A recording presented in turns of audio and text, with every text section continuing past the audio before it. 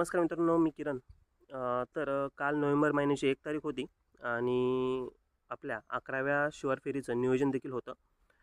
तर कालची 11वी शिवार फेरी ही आपली माऊली फ्रूट कंपनी जे कोल्ड स्टोरेज आहे येथे होते. श्री दत्ता माळी सर आणि सोमनाथ तात्या हुलगे यांनी हे नियोजन केलं होतं. खूप चांगल्या पद्धतीने नियोजन केलं होतं. खूप चांगलं असं चर्चा झाली. शेतकऱ्यांच्या विचारांची देवाणघेवाण झाली. तज्ज्ञ मंडळी आली होती. गव्हर्नमेंटची मंडळी आली होती आणि खूप चांगले शेतकरी, एक्सपोर्टर्स, ट्रेडर्स हे सर्व लोक आले होते आणि खूप चांगल्या पद्धतीने इथे डिस्कशन झालं. आता रेट का पडत आहेत, भविष्यातील अपॉर्च्युनिटीज काय आहेत, समस्या काय आहेत, त्याच्यामध्ये नवीन लागवडीबद्दल काय करायचं आहे, कसे निर्णय घ्यायचे आहेत. त्याच समवेत आपल्या सोलापूर जिल्ह्याचे कृषी अधीक्षक श्री भोसले सर देखील आले होते. कृषी मंडळ अधिकारी पाटील सर पण आले होते. जे एक्सपोर्टचं काम बघतात महाकृषी कंपनीचे श्री निर्मळ सर पण आले होते. KD एक्सपोर्टचे किरण डोके सर. तर सगळे तज्ज्ञ मंडळी आणि सगळे अभ्यासू शेतकरी यांच्यात चर्चा झाली. कालच्या शिवार फेरीचं नियोजन हे शेतात नव्हतं तर कोल्ड स्टोरेजमध्ये होतं, जेणेकरून शेतकऱ्यांना कळावं की आपल्या प्लॉटमधून माल हार्वेस्ट झाल्यानंतर तो कशा पद्धतीने अनलोडिंग होतो, प्री कूलिंग होतो, किती डिग्रीला टेम्परेचर, किती डिग्रीला मेंटेन केलं जातं, किती दिवस माल तिथे ठेवू शकतो, त्याच्यानंतर तो कसा कंटेनरमध्ये लोड होऊन बाहेरच्या देशात एक्सपोर्ट होतो. तर आपल्या या शिवार फेरीचं तेच उद्दिष्ट आहे की शेतात पिकवल्यापासून बाहेरच्या देशात माल जातो आहे. तर या साखळीतले सगळ्या ज्या कड्या आहेत त्या जर जोडल्या आणि सगळ्या एका प्लॅटफॉर्मवर जोडल्या तर भविष्यात येणाऱ्या अडचणींवर मात करता येऊ शकते आणि क्वालिटीवर पण काम करता येऊ शकतं. नाहीतर शेतकरी वेगळ्या दिशेने काम करतो आहे, एक्सपोर्टर वेगळ्या क्वालिटीची मागणी करतो आहे आणि बाहेरचा देश वेगळंच काहीतरी म्हणतो आहे. तर याच्यामध्ये जर जास्त तफावत झाली तर आपल्याला हे मार्केट टिकवणं किंवा जे पण आपल्या देशाचं नाव येतं केळीमध्ये अग्रेसर हे टिकवणं थोडं अवघड जाईल. तर ही खूप चांगली सुरुवात आहे. या वर्षाची 11वी शिवार फेरी आहे आणि भविष्यात देखील बऱ्याच चर्चा होतील. तर काल मी कालचं कन्क्लुजन करतो. आत्ता रेट का पडत आहेत किंवा भविष्यात एक्सपोर्टच्या काय अडचणी आहेत याच्याबद्दल निर्मळ सर यांनी खूप चांगलं डिस्कशन केलं. बघा, आता आपल्याकडे पाऊस का खूप दिवस चालला आहे. यावर्षीचं वातावरण जे काय आहे ते आपल्या सपोर्टमध्ये नाही आहे. त्याच्यामुळे काय झालं की ही जी क्वालिटी आहे ती डिग्रेड झाली आहे. काही प्रमाणात डिक्रीज नाही म्हणू शकत, तर क्वालिटी ही डिग्रेड होते आणि डिग्रेड झालेल्या क्वालिटीमुळे आपले जे इंटरनॅशनल मार्केटमध्ये जे रेट्स आहेत ते पडलेत. फॉर एक्झाम्पल आज जरी चेक केलं तरी जी व्हिएतनामची केळी आहे तिला $7 रेट आहे आणि जी आपली इंडियन बनाना G9 आहे तिला 6पेक्षा कमी 5.5च्या आसपास रेट होतो आहे. तर ती एक तफावत. त्याच्यानंतर काय झालं, मार्केटमध्ये पाकिस्तानची केळी इतके दिवस राहत नव्हती किंवा ती आपण या वर्षीपर्यंत ऐकत पण नव्हतं की पाकिस्तान पण केळी एक्सपोर्ट करत आहे. आणि जरी ते करत होतं तर एकदम ती कमी क्वालिटीची, खराब क्वालिटीची केळी येत होती. पण यावर्षी काय झालं आहे, त्यांचं पण प्रोडक्शन खूप दिवस म्हणजे त्यांचं पण एक्सपोर्ट हे लांबलं आहे आणि ते आपल्यापेक्षा निम्म्या रेटनी तिथे केळी डंप करत आहेत इंटरनॅशनल मार्केटमध्ये. त्याच्यामुळे पण आपलं रेट पडण्याचं कारण आहे. आणि काय झालं, जो फिलिपिन्स हा देश आहे हा एक्सपोर्टमधला 2 नंबरचा देश होता. एक 5-6 वर्षापूर्वी काय झालं की सिगाटोका हा जो रोग आहे यांनी त्या देशात इतकं थैमान घातलं, त्या देशाला पूर्ण त्यांचं प्रोडक्शन बंद करावं लागलं. त्यांनी खूप सामूहिक लेवलवर प्रयत्न केला, पूर्ण केळी स्टॉप केली जेणेकरून रोगाचं नियंत्रण करता येईल. तर त्यांनी जो 2 नंबरचा जो देश होता तो त्यांनी जर अचानक प्रोडक्शन बंद केलं तर एवढा वॉल्यूम तयार झाला ना आणि आपल्याला ती जागा मिळाली आणि आपण तिथे ती पोझिशन कॅप्चर केली आणि आपल्याला रेट्स चांगले मिळाले. आत्ता काय होतं आहे, मागच्या 5-6 महिन्यापासून त्या देशाने जे काही त्यांचे प्रयत्न केलेत रोगावर नियंत्रण घालायचे किंवा करायचे, तर त्यांना तो सक्सेस मिळत आहे आणि ते त्यांची पोझिशन कॅप्चर करायचा प्रयत्न नक्कीच करतील. मागच्या 5-6 महिन्यापासून त्यांची पण केळी आता मार्केटमध्ये पुन्हा यायला लागले. तर जो व्हॉल्यूम क्रिएट झाला होता, आता त्या व्हॉल्यूममध्ये जास्त गोष्टी यायला लागल्यात. ते पण कारण आहे की आपलं रेट पडण्याचं.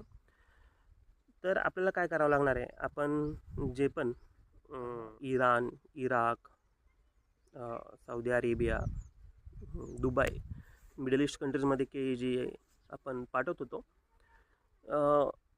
त्यांच्या समवेतच आपल्याला दुसरे पण मार्केट्स एक्सप्लोर करावं लागतील. जे पण आपले एक्सपोर्टर्स आहेत, जसं की काही दिवसांपूर्वी आपल्या इथले किरण डोके सर आहेत, यांनी रशियाला काही कंटेनर्स एक्सपोर्ट केलेत आणि गव्हर्मेंट लेवलवर पण काम चालू आहे. त्याच्यानंतर जापान पण इंटरेस्टेड दिसत आहे, पण त्यांच्या क्वालिटी स्टँडर्ड्स मॅच करायला आपल्याला इथे शेतकऱ्यांना कष्ट घ्यावं लागणार आहे. अधिक शालेय पोषण आहार याच्यावर पण चर्चा झाली आहे मागच्या 1.5-2 वर्षांपासून, पण अजून गव्हर्मेंट लेवलला काय पाहिजे असे प्रयत्न दिसत नाहीत. कारण की फक्त एक्सपोर्टरवरच डिपेंड न राहता आपल्या लोकल मार्केट पण एक्सप्लोर करणं खूप गरजेचं आहे. तर सरकारने शालेय पोषण आहाराच्या बाबतीत जर सकारात्मक निर्णय घेतले तर तिथे पण आपली खूप सारी केळी बसू शकते. मी बोलताना असं म्हणालो की आपल्याला फक्त एक्सपोर्ट किंवा ह्या गोष्टींवरच डिपेंड न राहता आपल्याला प्रोसेसिंगमध्ये पण उतरलं पाहिजे. कारण की बघा काय होतं आहे, क्वालिटी स्टँडर्ड्स तर आपण मॅच करूच, पण जे काही खोडव्याचे प्लॉट आहेत किंवा जो काय नंतर 5-10% जो काय शेतकऱ्यांचा माल राहतो आहे, आपण असं म्हणतो की एक 80% तरी माल एक्सपोर्ट होऊ द्या, पण राहिलेल्या 20%चं काय करायचं? राहिलेल्या 20% किंवा जे काही खोडव्याचे प्लॉट आहेत किंवा जे माल ओव्हर होतो आहे व्यापारी न आल्यामुळे किंवा पाऊस जास्त चालल्यामुळे किंवा ज्या बागा पडत आहेत, तर याच्यावर जर प्रोसेसिंग इंडस्ट्री जर उभी राहिली तर हे शेतकऱ्यांचे जे नुकसान होणार आहे ते होणार नाही.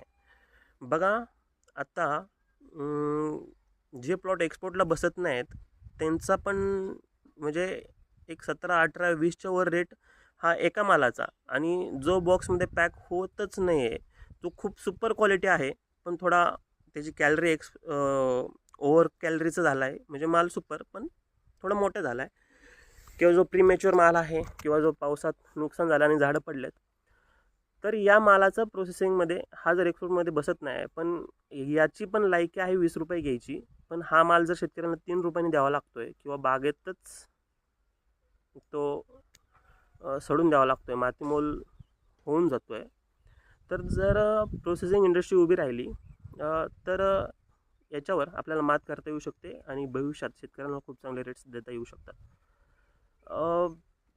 तर माझं गव्हर्मेंट लेवल अधिक जे पण एंटरप्रेन्युअर आहेत, उद्योजक आहेत, ही पण खूप चांगली अपॉर्च्युनिटी आहे.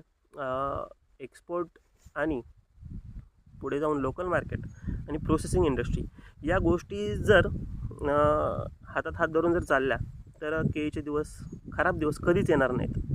आता फक्त एक्सपोर्ट आणि लोकल मार्केट चाललं आहे, पण ते पण जेव्हा बाहेरच्या देशात 2 गोष्टी काय घडतात, प्लस मायनस होत आहे, शिप लागत नाही तर इथं लगेच रेट पडत आहेत, किंवा लोकल मार्केटवर पण कोणाचं ऑथॉरिटी नाही आहे. जर यालाच जर जोडून प्रोसेसिंग इंडस्ट्री उभी राहिली तर खूप चांगले असा रिझल्ट्स मिळतील. त्याच्यानंतर आपले जे सोलापूर जिल्ह्याचे जिल्हा अधीक्षक आहेत भोसले सर, यांनी देखील डिस्कशन केलं. यांनी शेतकऱ्यांना किंवा शेतकरी मुलांना भविष्यात जर त्यांना प्रोसेसिंग इंडस्ट्री किंवा शेतीबद्दल कुठल्या पण इंडस्ट्रीज उभ्या करायच्या असतील तर त्यांच्या वेगवेगळ्या योजनांचं मार्गदर्शन केलं. अधिक गव्हर्मेंटकडून जर काय सपोर्ट पाहिजे तर तो वेळोवेळी दिला जाईल याची हमी दिली. त्याच्यानंतर किरण डोके सर जे आहेत यांनी पण ज्या प्रॅक्टिसेस आहेत आपल्याला हार्वेस्टिंगच्या त्या पण पुढे जाऊन थोड्या वेगळ्या पद्धतीने डेव्हलप करावं लागतील. इन हाऊस हार्वेस्टिंग, त्याच्यानंतर जागोजागी किंवा प्रत्येक गावागावात सोलार कोल्ड स्टोरेजेस उभे करून तिथल्या तिथेच लोकल मार्केटला कसा माल आपल्याला सप्लाय करता येईल याच्याबद्दल मार्गदर्शन केलं. सोमनाथ तात्यांनी जे पण आपल्या लागवडीच्या प्रोसेसेस आहेत, जे काही नियोजन करायचं त्याच्याबद्दल मार्गदर्शन केलं. विचारांची देवाणघेवाण झाली, शेतकऱ्यांनी त्यांच्या समस्या सांगितल्या. तर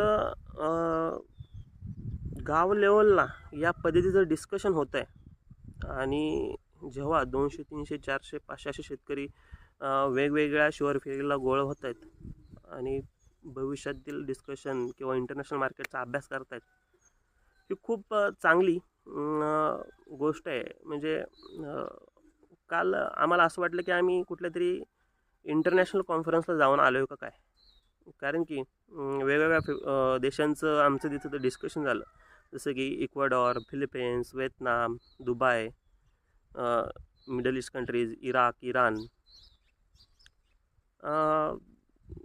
ग्राउंड लेवलपासून हार्वेस्टिंगपर्यंत कोल्ड स्टोरेजची चेन. आणि जेव्हा असं डिस्कशन होतं आहे तर एक नव्या आशेचं किरण, उमेद दिसते. आणि मी श्री सोमनाथ तात्या हुलगे यांचे खरंच खूप आभार मानतो. खूप चांगल्या लेवलला त्यांचं काम आहे. त्यांच्यासमवेत आपल्या कृषी अधीक्षक भोसले सर, कृषी मंडळ अधिकारी पाटील सर, किरण डोके सर, दत्ता माळी सर यांनी खूप चांगल्या पद्धतीने काल कार्यक्रम आयोजित केला आणि भविष्यात देखील आपण करत राहू. आणि आपल्याला फक्त कार्यक्रम आयोजित करून डिस्कशन नाही करायचं, तर याच्यावर ॲक्शन घ्यायची आहे. आणि ही एक जे पाऊल आहे हे तर पडतंयच, पण आपल्याला पुढे मॅरेथॉन पण चालवायचे आहे आणि सक्सेसफुली ती चालवायची आहे. तर चला, खूप साऱ्या शुभेच्छा. आणि भविष्यातील ज्या पण शुअर फेरी असतील, इन्व्हिटेशन कार्ड आहे हे लवकरच ग्रुपवर टाकत जाईल. ज्या पण शेतकऱ्यांना त्या अटेंड करायच्यात शुअर फेऱ्या, ते अटेंड करू शकतात. मागच्या काही दिवसापासून माझे व्हिडिओज पडले नव्हते किंवा मीच शुअर फेऱ्या अटेंड केल्या नव्हत्या. त्याचं कारण म्हणजे माझा ॲक्सिडेंट झाला होता. प्लॉटला व्हिजिट करतानाच एक ॲक्सिडेंट झाला आणि माझं लिगामेंट टेअर झालं. आत्ता पण माझ्या गुडघ्याला बेल्ट आहे. आता मी रिकव्हरी स्टेजमध्ये आहे, म्हणजे रिकवर होतो आहे. एक 70-80% रिकवर झालो आहे. मी माझ्या ॲक्टिव्हिटीज पुन्हा सुरू केलेत. तर इथून पुढे तुम्हाला रेग्युलर अपडेट्स भेटतील. चला, तुम्हाला खूप साऱ्या शुभेच्छा आणि धन्यवाद.